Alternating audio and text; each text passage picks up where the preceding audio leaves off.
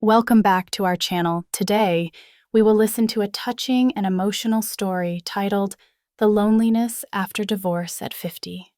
Before we begin the full story, let's take a moment to explore a short summary of what this journey is about. At 50, Anna finds herself standing at the edge of a quiet new life after the end of a long marriage.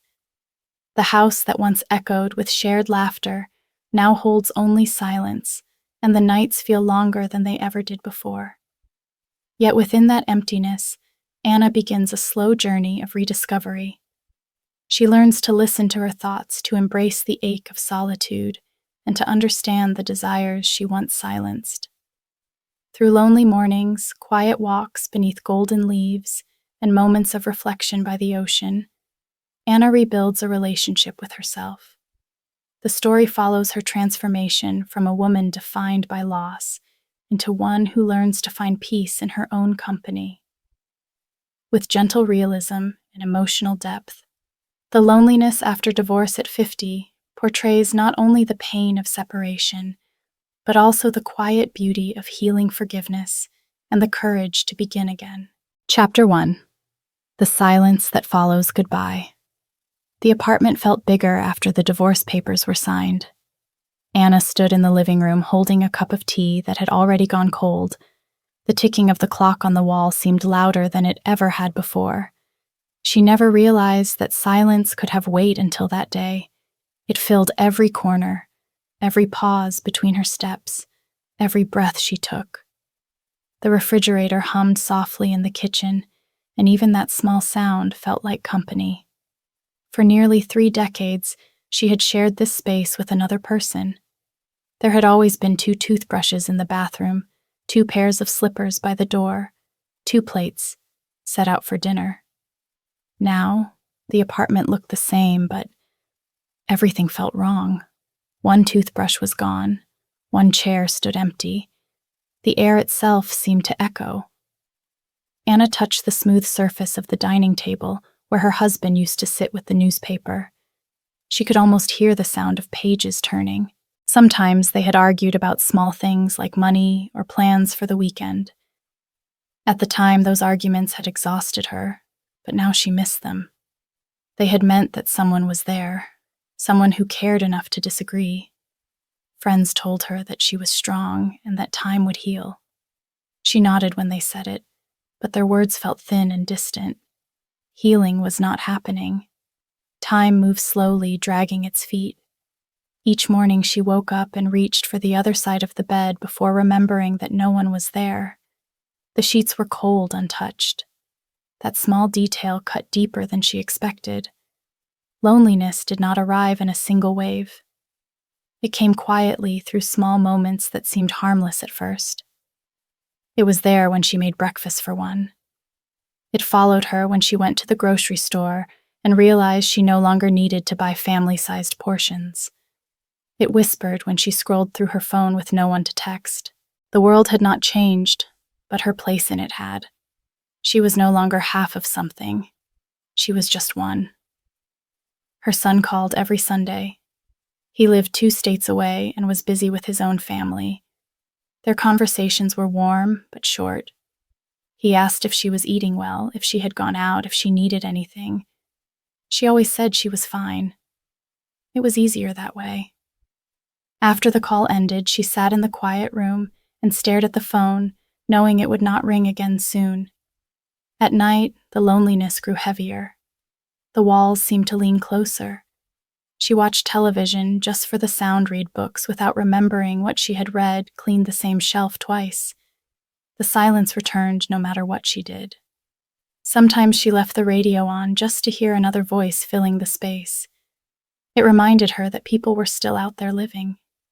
One evening, she opened an old box of photographs. There they were, frozen in smiles and warm light. Her wedding day, her children as toddlers, summer vacations. She stared at the woman in those photos and felt a strange distance. That woman had energy and hope in her eyes. That woman believed in forever. Anna could not find that version of herself anymore. Somewhere along the way, she had become a quieter person, one who measured her days in cups of coffee and long pauses. She was not angry at her ex-husband. The anger had faded months ago, replaced by a kind of emptiness that neither hurt nor comforted. It was just there like a room she could not leave. She wondered what he was doing now, if he ever thought of her. The thought no longer brought pain, only a faint curiosity. One morning, she decided to take a walk around the park. The air was cool and the trees shimmered with light. She saw couples holding hands and friends sharing coffee. It hurt a little seeing others connected in ways she no longer was, but it also reminded her that life continued quietly, steadily. She walked for an hour and felt her breath deepen. For the first time in weeks, she felt something close to calm. That evening, she stood on her balcony watching the city. Thousands of windows glowed across the skyline. Each one held another story, another life. She wondered how many of those lights belonged to people sitting alone, pretending they were fine. Maybe loneliness was not a punishment. Maybe it was something everyone faced at some point, a test of who we were when no one else was watching. When she returned inside, she turned off the lights and sat on the bed. The quiet was deep, but no longer frightening. She placed her hands on her knees and breathed. This was her life now, a smaller space, but her own. It was not what she had planned yet, it was real. That night, Anna whispered to herself that she would learn how to live alone, not as a failure, but as a beginning. She did not know how to do that yet, but she felt a small shift inside her, like the air before dawn. The silence was still there, but it no longer felt like an enemy. It waited patient, ready for her to fill it with something new. Chapter 2. The body still remembers desire. The rain began just after sunset. Anna sat by the window, watching the soft blur of water sliding down the glass. The sound was steady and calm, a kind of rhythm that filled the empty air. She liked the rain for that reason. It gave shape to silence. Still, it carried a quiet sadness that reminded her of the nights when she had not been alone. Back then, there had been warmth, another body close to hers, a steady breath beside her pillow. Now the bed was wide and cool, and she often woke reaching into a space that no longer belonged to anyone. At 50, Anna had expected many things, but not this. She had believed that desire faded with time. Yet her body still remembered. It remembered the weight of an embrace, the taste of skin, the warmth of a shared heartbeat. Sometimes when she was half asleep, her hands would rest on her stomach, and her mind would drift to the way touch once felt like language. It was not only about passion. It was the simple proof that she was still alive, that she could still feel. For months after the divorce, she pushed those thoughts away. She told herself that she was done with intimacy, that her life was full enough without it. She filled her days with chores, with books, with long walks, and with the quiet hum of television shows that asked for no emotion. But the nights were different. The nights stripped away all distractions. In the dark, she felt the ache of absence like a pulse under her ribs. It was not just the absence of a man, but the absence of closeness itself. One evening, she read an article online about women starting over in midlife. It spoke about freedom and self-discovery. It promised that solitude could be beautiful if one only learned to embrace it. Anna wanted to believe that. She wanted to feel strong and independent. But there were moments when the words rang hollow. Freedom felt too wide. It was like standing on a cliff with no hand to hold. After a while, curiosity replaced fear. She wondered what dating looked like now in a world run by screens and short messages. One quiet Sunday, she downloaded a dating app. The process made her nervous. Her fingers shook a little as she typed her name, her age, and a few lines about her favorite books. She paused before choosing a photo. Finally, she picked one taken at her friend's birthday, where she was smiling softly in a green dress. The first messages came quickly. Some were kind, others careless. One man said she had a beautiful smile. Another asked if she believed in second chances. Most conversations faded after a few days. Yet each message carried a spark of something she had not felt in a long time.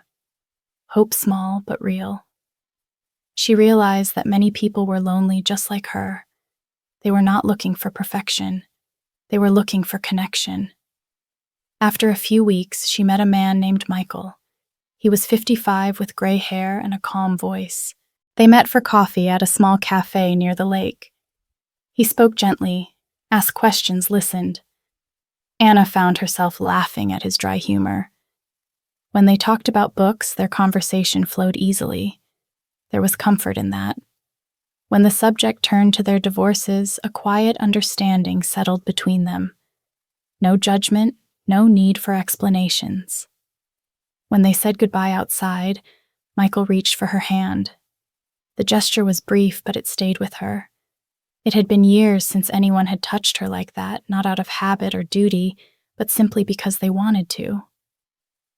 That night, as she brushed her hair before bed, she looked in the mirror and saw a woman she had almost forgotten. Her eyes were tired, but alive. Her body was older, but still hers. Over the next few weeks, they met again. Dinner, a walk through the park, a movie. Each time, the air between them grew warmer. Still, Anna carried a quiet fear. What if she had forgotten how to be touched? What if she no longer knew how to trust her body or her heart? She did not say these things aloud. She smiled and listened, trying to understand herself through his gaze. One night, after a quiet dinner at his apartment, Michael reached for her hand again. This time, she did not pull away. They stood close, and for a moment she felt the world stop moving. But then a wave of panic rose inside her. The past was still too near. The thought of being vulnerable again frightened her. She smiled, thanked him for the evening, and said she should go. Michael did not argue. He simply nodded, understanding in his eyes. Walking home through the cool air, Anna felt both relief and regret. She knew she was not ready yet. Her body remembered desire, but her heart still carried the weight of old wounds. Healing was not a straight path. It bent and turned, and sometimes doubled back on itself. But she was learning that feeling again was a sign of life. Even fear meant movement. When she reached her apartment, she undressed slowly and slipped into bed. The sheets were cool, but they no longer felt empty. She placed a hand over her chest and felt the steady beat beneath her skin. That rhythm reminded her of something simple and true. She was still here. She could still want, still hope, still begin again. Outside, the rain continued to fall. She listened to it without fear. It was not a reminder of loss anymore. It was a promise of renewal, soft and patient. Chapter 3. The Weight of Everyday Solitude.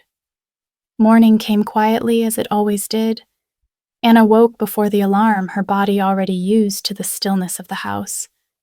The first light of day slipped through the curtains, painting the room in soft gray. She lay still for a moment, listening to the sound of her own breathing. The bed felt too large, the air too empty. This was how most of her mornings began, caught between habit and hesitation. She rose, made coffee, and sat by the window. The street below was already alive with motion. Cars hummed past, a man walked his dog, and a woman in a red coat hurried toward the bus stop. Anna watched them with quiet envy. Everyone seemed to have somewhere to be, someone waiting for them. Her own day stretched out like a long, flat road. After the divorce, she had expected the loneliness of nights. What surprised her was how heavy the days could be. The empty hours between breakfast and dinner had a way of pressing down on her.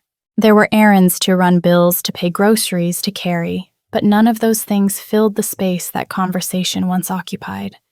Even the small talk that used to frustrate her now seemed like a gift she had taken for granted. Work helped, but only for a while. She worked remotely editing articles for a small online magazine. The job kept her busy and gave structure to her time. Still, the quiet of her apartment sometimes grew too thick to bear. She would pause in the middle of a paragraph and listen to the hum of the refrigerator or the faint buzz of a neighbor's television. It reminded her that the world existed beyond her walls, even if she was not part of it. In the afternoons, Anna often walked to the park. It had become her ritual, a way to remind herself that she still belonged somewhere. The park was always alive with motion and color. Children ran after each other, couples shared sandwiches on the grass, and old men played chess under the trees. She moved through it like a ghost, invisible, yet present. Sometimes she brought a book but rarely read. Watching people was enough. Their laughter reached her like sunlight filtered through clouds. One afternoon, she saw a woman about her age sitting alone on a bench feeding birds. The woman caught her eye and smiled. They exchanged a few polite words about the weather, then fell into silence again. But the small moment stayed with Anna. There was comfort in recognizing another person who seemed to understand. The next day, when she saw the same woman again, she smiled first. Soon, they began to meet regularly. The woman's name was Carol. She was divorced too, after 27 years of marriage. Their friendship formed slowly built from shared loneliness and quiet understanding.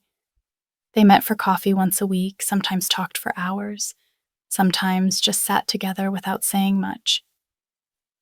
It was not the same as love, but it was connection, and that mattered. Still, the weight of solitude did not disappear. It changed shape. Some days it felt like a heavy coat she could not take off. Other days, it was a faint ache at the back of her mind. She learned to live with it. There were moments when she laughed again, real laughter that surprised her. There were also nights when the silence pressed harder than usual, when memories came uninvited and stayed too long. Money became another quiet worry. She had enough to manage, but not much to spare. Every bill reminded her of how much she had depended on her husband's steady income. She learned to be careful to track every expense. She fixed small things in the apartment herself, proud but tired. Independence had its price. Her daughter called sometimes, cheerful and busy, always saying she should come visit. Anna promised she would, but weeks passed, and she stayed where she was. Travel meant effort, and effort meant leaving the small order she had built around her loneliness. Her daughter did not understand how exhausting solitude could be. It was not just sadness, it was work, constant work to keep the days moving forward. One Saturday morning, Anna decided to reorganize the closet. She sorted old clothes into piles. Some she kept, some she gave away. At the back, she found an old blue scarf her husband had given her long ago. She held it in her hands for a moment, then folded it carefully and placed it in the donation bag. When she finished, she sat on the floor breathing heavily, but feeling lighter. It was a small act, but it felt like progress. In the evening, she cooked dinner for herself. Nothing special, just pasta with vegetables. She poured a glass of wine and turned on some music. For a while, the apartment felt almost warm again. She caught herself humming to the tune and smiled. It was strange how normal things could feel good again. As the night deepened, she stepped onto the balcony. The city was quiet, only a few cars moving on the street below. The air was cool, the sky faintly purple. She leaned against the railing and thought about her day. There had been no great change, no miracle, just a series of small moments that had carried her through. Maybe that was enough for now. Loneliness, she realized, was not something to defeat. It was something to understand. It did not vanish, but it could soften. It could make space for new kinds of peace. As she stood there, a faint breeze touched her face and she closed her eyes. Tomorrow would come like every other day, quiet and uncertain. But Anna no longer feared it. The weight was still there, but she had learned to carry it. Chapter 4. Learning to love herself again. Winter had begun to fade, and the first signs of spring touched the city. The air carried the faint scent of rain, and small buds appeared on the branches outside Anna's window. She watched them every morning with quiet fascination.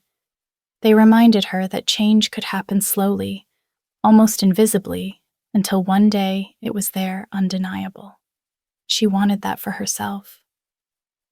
It had been more than a year since the divorce. The pain was no longer sharp, but it had left traces like faint scars on the surface of her days. The loneliness was still present, but she had begun to understand it better. It was not a punishment or a flaw. It was simply part of her life, something that had taught her to see herself more clearly. Anna began to take better care of her body. For a long time, she had treated it as something separate from her, something that existed only to get her through the day. Now she tried to listen to it. She started walking longer routes in the park, sometimes early in the morning, when the light was soft and the world felt gentle. She joined a small yoga class at the community center. At first, she felt awkward among younger women who moved easily and spoke quickly, but over time, she found a rhythm of her own. Each stretch, each breath reminded her that she was still here, still capable of feeling strong.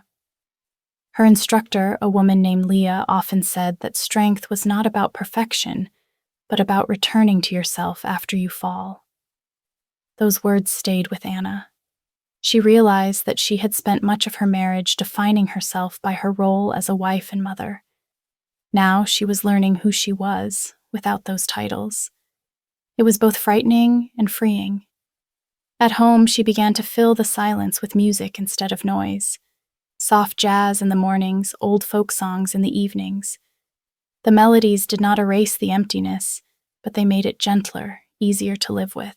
Sometimes she danced a little while cooking, feeling foolish, but happy. Her reflection in the window no longer looked like a stranger. It was her, a woman still growing, still learning. Carol remained an important part of her life. They met often, sharing coffee, laughter, and stories about small victories. Carol had started painting again, after years of neglecting it. Seeing her friend rediscover her passion inspired Anna to do the same. She pulled out her old notebook and began writing. At first, she wrote about simple things, her walks, her dreams, her thoughts about aging. Slowly, her words became more honest. Writing gave her a voice she had forgotten she had. There were still moments of doubt. Some nights she sat on her bed and felt the ache of absence settle deep in her chest. She missed the feeling of being touched, of being desired. The loneliness of the body was different from the loneliness of the mind. It was quieter, but sharper. She caught herself wondering if she would ever be loved again, if anyone would see her the way she used to be seen. But then she reminded herself that love did not have to come from another person. It could start within her. One Saturday, Anna decided to take a short trip to the coast. She packed a small bag, drove for 3 hours, and checked into a modest inn by the sea. The room was simple with white walls and a large window overlooking the water. That evening, she walked along the beach as the sun began to set. The waves rolled gently toward her feet, and the sky turned golden before fading into blue. She breathed in deeply, feeling the salt on her skin, the cool wind in her hair. For the first time in years, she felt a deep stillness that was not empty, but full. She realized she was not searching for what she had lost anymore. She was learning to appreciate what remained. She had her own company, her own thoughts, her own quiet strength. She was enough. The realization did not come like lightning. It arrived softly like a tide slowly reaching the shore. That night, she sat by the window of the inn writing in her notebook. She wrote about the sea, about the rhythm of the waves, about the way light touched the water. But beneath those words, she was writing about herself, about how she too was learning to move with the rhythm of life again. When she returned home, the apartment no longer felt like a cage. It was simply her space. She placed fresh flowers on the table, opened the windows, and let the spring air in. She looked around and saw traces of herself everywhere, small signs of the life she was rebuilding. Weeks passed. Her routines became softer, more intentional. She cooked meals she enjoyed instead of meals meant to please others. She wore perfume again, just for herself. She bought a new dress, one she had hesitated to buy before because there was no one to show it to. Now she wore it on a sunny afternoon and smiled at her reflection. Anna knew she would still have lonely days. There would still be mornings when she woke up and missed the warmth of another person beside her. But those moments no longer defined her. They were part of the balance reminders of how far she had come. As the days grew longer and the city bloomed with color, Anna began to feel something she had not felt in a long time. Hope. It was not loud or dramatic. It was quiet, steady, like the heartbeat of the world around her. She carried it with her as she stepped outside, lifting her face to the sun. For the first time in years, she was not just surviving. She was living. Chapter 5. Loneliness. Rewritten. Summer arrived with the warmth Anna had been waiting for. The air smelled of fresh grass and rain, and sunlight stretched across her apartment each morning like a quiet promise. She had begun to wake earlier, no longer dreading the silence, but welcoming it. It had become her companion, something that no longer pressed down on her, but instead held space for thought and peace. The stillness was no longer empty. It was hers. She sat by the window with her coffee, watching the city stir to life. The noise outside no longer felt distant. It was a reminder that she was part of something larger, a living rhythm that went on regardless of who she was with or without. She had learned to see beauty in small things, the way sunlight touched the rim of her cup, the sound of footsteps on the street below, the laughter of children echoing from the park. These details filled her days in quiet, meaningful ways. Her friendship with Carol had deepened over the months. They had become each other's chosen family, two women rebuilding their lives side by side. They went to the farmer's market on Saturdays, shared recipes, and sometimes just sat together in silence, content. One afternoon, as they walked through a row of flower stalls, Carol said that loneliness was like a language. You had to learn how to speak it before you could understand it. Anna smiled because she knew exactly what that meant. The loneliness she once feared had changed its form. It was no longer the dark space that consumed her. It had become a kind of quiet strength. It made her notice things she used to overlook. It made her softer, more patient, more present. She realized that being alone did not mean being unloved. It simply meant having the chance to love herself without interruption.